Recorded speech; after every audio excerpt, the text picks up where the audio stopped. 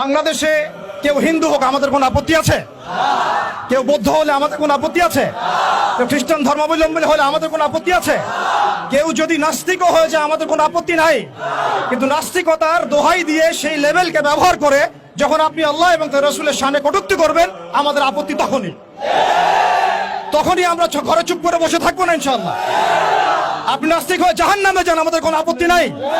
কিন্তু নাস্তিকতার আদলে আপনি মুসলিমদের সেন্টিমেন্টকে আঘাত করতে পারেন না। আপনি কোন ধর্মের তাবেদার হয়ে ইসলাম ধর্মকে কটূক্তি করতে পারেন না।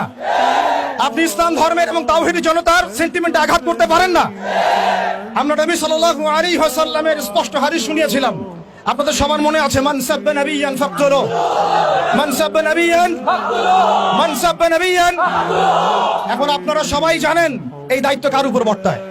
এই দায়িত্ব বর্তায় আমাদের সরকারের উপরে।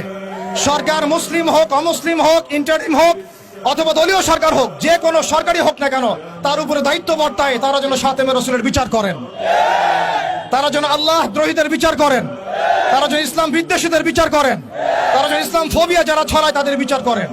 কিন্তু এখন পর্যন্ত আমরা তাদেরকে মামলা নিতে পর্যন্ত দেখি নাই।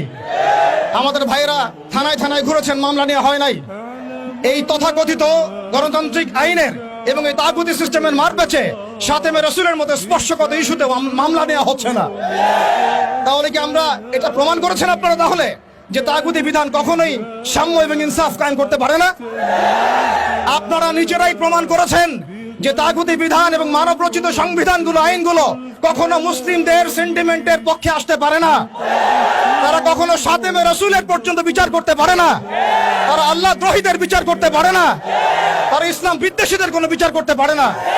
আপনারা পারেন শুধু দুটো কাজ করতে, এক পশ্চিমাদের তাবেদারি করতে এবং দুই ভারতীয়দের তাবেদারি করতে এবং তাদের অভ্যন্তরীণ দালালদের তাবেদারি করতে। অতএব আমরা আবারও সতর্ক করতে চাই, এই সুস্পষ্ট হাদিসের উপরে আপনারা আমল করুন, অন্যথায় তাওহীদি জনতা শরিয়া আইন বাস্তবায়ন করার প্রক্রিয়ার দিকে হাঁটবে ইনশাআল্লাহ। ইয়া খিলাফ ইয়া শাহাদাত, হয় খিলাফত না হয় শাহাদাত, হয় খিলাফত না হয় শাহাদাত।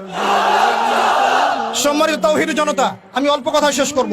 আমরা এই তাগুতি সিস্টেমের কাছে কোন রকমের আবদার করতে এখানে আসি নাই। আমরা তাগুতি সিস্টেমের কাছে আবদার করতে আসি নাই, বরং আমরা অধিকার পেশ করতে এসেছি।